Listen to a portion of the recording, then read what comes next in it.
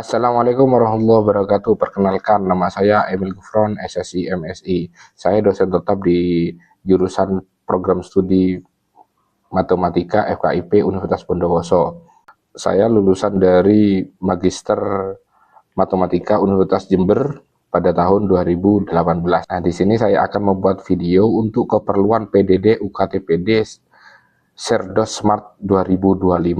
Nah, pada kesempatan kali ini saya akan menyampaikan tentang mata kuliah yang diampu saya, salah satunya yaitu StatMat, Statistik Matematika 1. Nah, pada kesempatan kali ini saya akan menjelaskan secara umum tentang StatMat itu. StatMat ini ada 3 SKS yang akan diampu. Salah satunya yaitu pada perkuliahan nantinya yang isinya tentang CPL, CPMK, sub-CPK, dan referensi.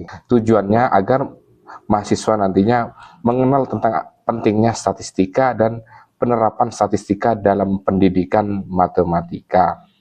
Nah, capaian pembelajaran nantinya, kita akan mengarahkan mahasiswa agar tahu tentang teori statistika dan mampu menetapkan pemikiran logis, kritis, sistematis, dan inovatif terhadap pengaruh dan pengembangan statistika di masa depan. Yaitu yang kedua, mampu menunjukkan kinerja mandiri, bermutu dan terukur. Selanjutnya, mampu mengkaji implikasi pengembangan atau implementasi ilmu pengetahuan terutama tentang pendidikan matematika. Yang terakhir yaitu menunjukkan sikap bertanggung jawab atas pekerjaan di bidang keahliannya, terutama fokus terhadap program pendidikan matematika. Selanjutnya yaitu tentang RPS, rencana pembelajaran. Nah, pada kesempatan kali ini saya akan menjelaskan secara umum apa sih RPS StatMat itu. Nantinya dalam RPS ini kita akan mengetahui seberapa besar potensi waktu yang digunakan untuk perkuliahan. Yaitu pada pertemuan pertama kita akan menjelaskan tentang kontrak kuliah, perkenalan tentang desain statistika, dan siapa saja dosen pengampunya. Nah, yang kedua yaitu penerapan tentang pengubah acak, yang tujuannya nanti agar mahasiswa lebih interaktif, menguasai materi tentang hubungan antara sifat peluang dan sebaran bersama. Nah, untuk pertemuan kedua, kita lebih terhadap penguatan tentang sifat-sifat fungsi gabungan pada ganda diskrit atau perhitungan peluang pada ganda diskrit dan kontinu. Nah, selanjutnya kita akan memberikan latihan soal yang nantinya agar mahasiswa lebih percaya diri dalam menggunakan aplikasi tentang metode statistika ini. Nah, pada pertemuan berikutnya nanti mahasiswa akan diajari tentang peubah acak ganda, yaitu sebaran marginal, sebaran peluang bersyarat, kebebasan dua peubah acak. Sampai nantinya tujuannya yaitu tentang nilai bersyarat harapan dan metode fungsi sebaran metode transformasi. Salah satu metode yang sering dipakai dalam statistika yang didasarkan dari mata kuliah sebelumnya. Pada pertemuan selanjutnya nanti mahasiswa akan diajarkan tentang statistika urutan, sifat-sifat fungsi, pembangkit momen, dan sifat-sifat fungsi, metode fungsi pembangkit momen. Lanjut materi selanjutnya yaitu tentang kekonvergenan kaidah bilangan besar, sifat-sifat sebaran normal bivariat, sebaran marginal bagi normal bivariat. Pertemuan terakhir yaitu pertemuan ke-16, yaitu nanti mahasiswa akan diajarkan tentang covariance bagi X dan Y pada normal bivariat, korelasi sebaran normal bersyarat, dan regresi sebaran normal bivariat dalam notasi matriks. Nah, sistem penilaiannya biasanya kita itu menggunakan kedisiplinan waktu. Jadi, kedisiplinan waktu mahasiswa ini berpengaruh juga terhadap penilaiannya, yaitu ada sekitar 5%. Selanjutnya responsi. Yang ketiga yaitu tentang kuis. Yang keempat yaitu tentang prestasi atau tugas yang dikerjakan oleh mahasiswa. Yang berikutnya yaitu tentang UTS dan UAS. Jadi totalnya sekitar 100% nanti kita sampaikan ya. Jadi kita tampilkan di belakang layar. Daftar referensi yang digunakan yaitu tentang Matematik Statistik with Application yang ditulis oleh Belmont and Friends, dan Matematik Statistik and Data Analysis yang ditulis oleh Belmont and Friends juga. Yang terakhir, kita juga menggunakan referensi statistik invariance yang ditulis oleh Pacific Grove. Asesmen hasil belajarnya dilakukan oleh Ketua KBI selaku penjamin mutu melalui proses evaluasi tentang kesesuaian antara rencana dan realisasi proses pembelajaran, kesesuaian soal ujian, dan materi kesesuaian sistem dan indikator penilaian. Penanggung jawab kualitas proses pengajaran mata kuliah, yaitu nanti langsung kita laporan terhadap Ketua Program Studi. Demikian perkenalan dari saya. Untuk kelengkapan dan keperluan PDD UKT PT Serdos Smart 2025, mohon maaf jika ada salah. Wallahul muwaffiq ila aqwamit thoriq. Wassalamualaikum warahmatullahi wabarakatuh. Assalamualaikum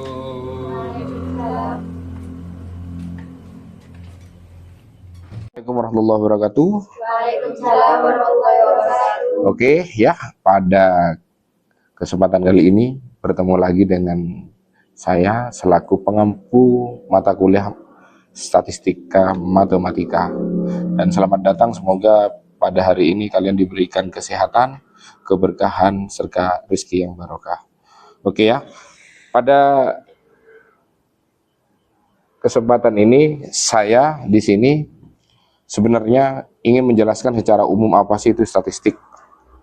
Dari SMA sampai sekarang kalian mungkin sering melihat kata-kata statistik atau gambar yang merupakan statistika. Nah, ini aplikasi statistik. Nah, nantinya tujuannya memang kalian akan diarahkan agar statistika ini bisa diterapkan di berbagai bidang. Nah, nanti kalau udah semester 7 ada 2 yang akan kalian pilih penelitiannya. 1 penelitian Kuantitatif. 2 bagus kualitatif, dan itu semuanya berbau dengan angka, entah kualitatif atau kuantitatif, entah wawancara atau nanti pakai kuesioner. Tujuannya sama, agar kalian ini menyerap informasi untuk penguatan dari penelitian kalian. Oke ya, berarti sudah punya gambaran. Dan kuantitatif dan kualitatif itu bagian dari statistika. Nah, kalian sudah bagus sekali ini, sudah punya dasar apa itu statistik, apa itu kuantitatif dan kualitatif. Berarti sudah siap untuk lulus ya. Amin ya. Oke, nanti semester akhir biasanya kalian akan diarahkan di sana. Oh, kalian ini faknya ke sini. Kalian ini cocok untuk penelitian tentang di sini, di sekolah atau di lembaga atau di pesantren atau di lembaga pendidikan. Banyak, sangat multi sekali. Atau di pemerintahan. Nah, nanti lebih jelasnya akan dijelaskan di sini ya. Ini saya cuma menyampaikan dasar-dasarnya saja, karena bagian dari statistik menurut saya semua bidang, semua rumpun ilmu nanti akan menggunakan statistik. Statistik ini kendaraannya. Tujuannya, nah, perbandingan atau apa, keberhasilan atau apa, itu semua menggunakan statistik. Oke ya. Nah, ini statistika sebagai penunjang ya, ilmu penunjang. Nah, gini nih, contoh nih di pendidikan. Kita cuma diajarkan ngobrol. Ya, kita diajarkan sebagai power atau apa, kekuatan yang menjadi fokus kita. Ya, kayak ngomong. Sekarang, zaman sekarang nggak bisa kita pintar ngomong aja. Harus berbicara dengan Nah, data ini dapatnya dari mana? Statistik. Ya, contoh, keberhasilan seorang pemimpin itu dikatakan berhasil biasanya ada kriteria tertentu, parameter tertentu. Contoh, kalau di sini di Bondowoso, keberhasilannya itu dilihat dari ekonominya. Semakin kecil, ya, peningkatan ekonominya, peningkatan pertumbuhan ekonominya, berarti dapat dikatakan pemerintah daerah ini kurang berhasil dalam meningkatkan perekonomian di suatu daerah. Dan sebaliknya, ketika angka kemiskinan ini turun, ya, angka kemiskinannya turun, tapi angka penganggurannya ini turun juga, itu bisa dikatakan turun bukan berarti tidak berhasil, ya kan? Berarti menekan kan, tambah rendah. Dan ini menyebabkan kualitas dari pemerintahan daerah ini juga dikatakan udah lebih baik dari sebelumnya. Ya, udah secara umum udah pasti ya kalian ya. Sudah paham lah ini. Oke, lanjut ya. Nah, statistika dalam dan metode ilmiah ini. Makanya perannya ini sangat sentral sekali menurut saya. Kalian tidak bisa lepas dari statistik. Walaupun kalian menghindar di mana, kalian tetap butuh statistik. Contoh yang ada di kepulauan. Nah, apa Pak? Statistik ini dipakai buat apa Pak? Bah, ya contohnya ini. Apa? Kayak potensi cuaca buruk pada bulan tertentu, ya, pada bulan tertentu untuk keselamatan penumpang yang menggunakan kapal feri contohnya. Pada bulan Agustus itu potensinya itu cuacanya badai atau ombaknya tenang atau apa. Nah, sama juga yang ke Bali. Kira-kira nih dalam 10 tahun berapa kecelakaan yang terjadi dan apa yang menyebabkan terjadinya kecelakaan? Coba, itu butuh enggak statistik? Nah, semuanya kan tabel ya. Ini kapal, oh kapal ini dengan jenis ini, dengan tahun pembuatan ini. Dibuat tapi kok masih kecelakaan. Tahun muda tapi kecelakaan. Berarti ada sesuatu yang miss di sana. Tidak ada kontrol mesin yang baik, tidak ada maintenance antara perawatan di eksternal atau interiornya. Ada kebocoran titik sedikit atau banyak, dan itu sangat detail sekali karena tingkat keselamatan dan kemampuan mendeteksi bencana itu harusnya dimiliki oleh semua pemerintah daerah untuk meminimalisir terjadinya angka kecelakaan baik di darat maupun di laut. Perlu statistik? Perlu. Makanya kalau mau masuk nih, kita mau ke Bali, itu harus yang besar ini. Bulan ini cuacanya kayak gini, buruk, anginnya banter atau apa, banyak kriteria dan banyak parameter yang dipampangkan di sini. Tujuannya apa? Untuk mempermudah kalian jadi tidak takut nih kalau mau ke Bali nih. Wih, ya enaknya nanti kita liburan tanggal ini aja aman, gitu ya. Jadi selain menikmati keindahan di Bali, tapi kalian juga mempertimbangkan bahaya dan kecelakaan yang sudah terjadi mungkin jadi pertimbangan juga. Nah, makanya kemarin setelah kecelakaan itu terjadi 2 hari atau 3 hari setelahnya tidak ada yang duduk di dalam, semuanya duduk di atas. Mau tidak ada yang berlindung di dalam kapal, semuanya di atas. Kan apa? Angkanya terus berjalan. Angka orang-orang yang tewas yang baru diketahui yang tenggelam itu terus meningkat. Yang tidak ketahui itu tambah banyak. Jadi adanya ketidaksinkronan antara data penumpang dan data yang hilang itu tidak sama. Jadi tiketnya yang terjual itu contohnya hanya 60 ya. Tapi sebenarnya katanya ABK-nya itu ada sekitar hampir 100 penumpang. Dan ini miss kan?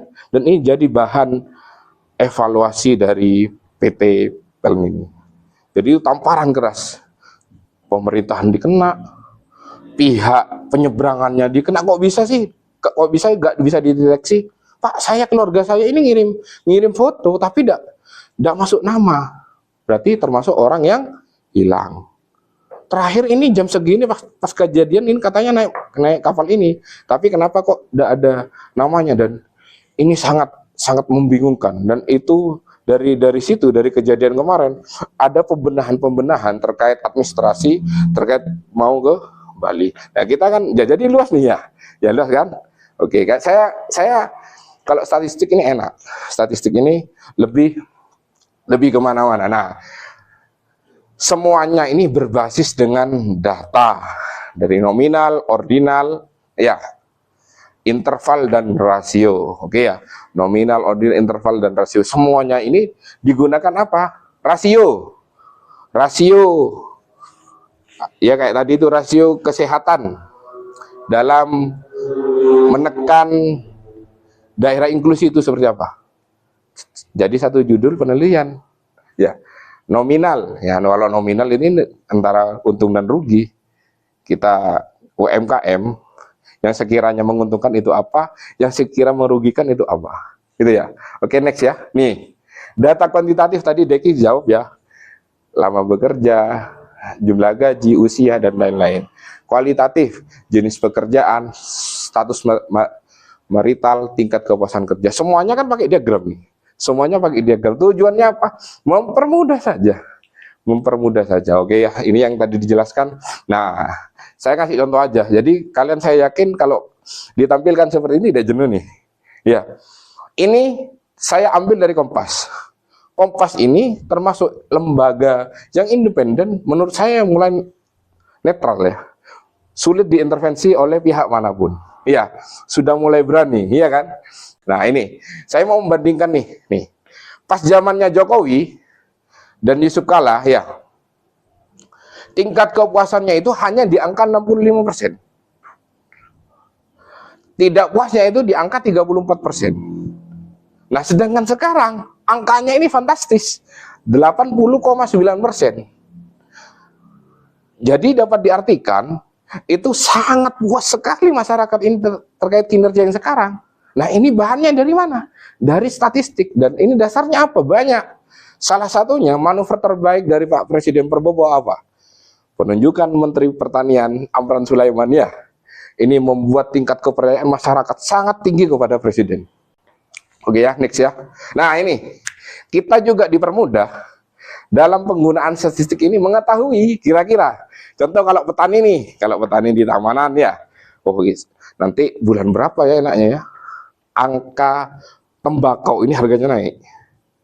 Kira-kira kalau naik menguntungkan atau merugikan sama petani? Menguntungkan. Ini harga telur ayam di sini banyak kan?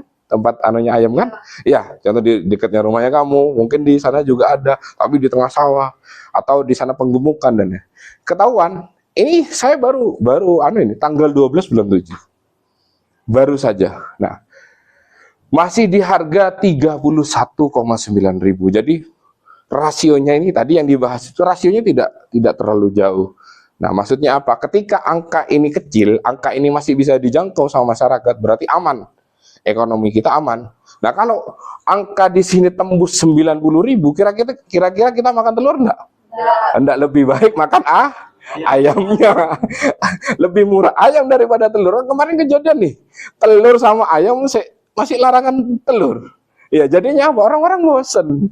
Maksudnya orang-orang takut sampai telur ini mahal melimpah. Takut. Ya, kalau di kota besar tidak masalah. Tidak mementingkan itu, yang penting protein kita terjaga gitu. Tapi kalau di kita, wah pasti jadi pertimbangan nih, ngapain makan telur? Iya, makan telur ngapain? Kita beli ayam kampung aja sehat. Mereka kan sudah kira makan ayam kampung, kita makan ayam kampung gitu ya. Next ya, ini harga beras. Nah sekarang ini fenomenanya aneh.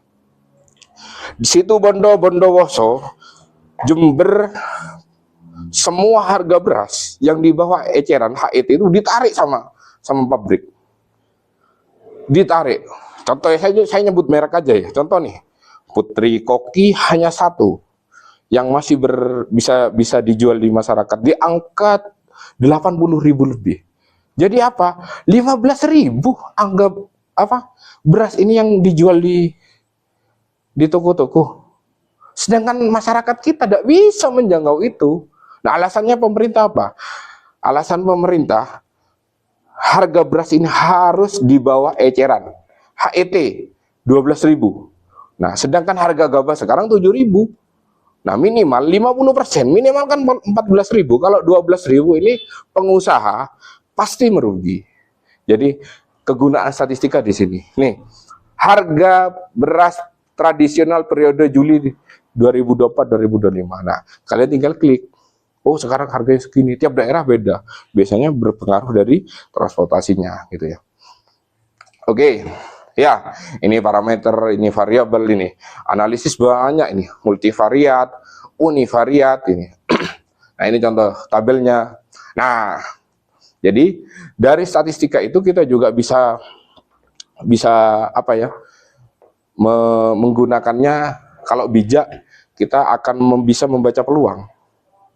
Oh, saya ini potensinya jualan. Saya ini potensinya jadi influencer. Tidak bisa dibenturkan tiap orang ini.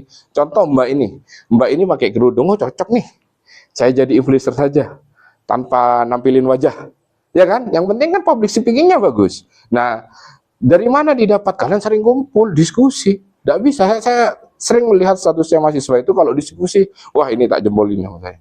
Karena dari sana, selain literasi yang dipakai untuk kalian, ya dari diskusi tersebut kalian akan nanti berubah pola pikirnya, cara pandangnya, sudut pandangnya terhadap masalah gitu. Gampang sih cara mengetahui kemampuan kalian ini. Nah, kalian kasih masalah ini, bolpen ini bocor, masalahnya. Bolpen ini bocor, ya apa solusinya? Jadi kalian ini menjadi solusi dari masalah tersebut.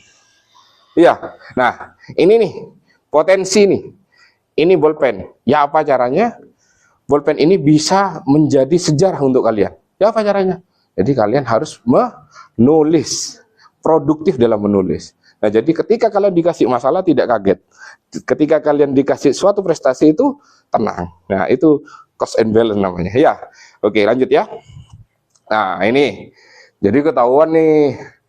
Beras SPHP produksi Bulog ya naik nih 11.900 jadi 12.000. Angkanya marginnya sangat jauh.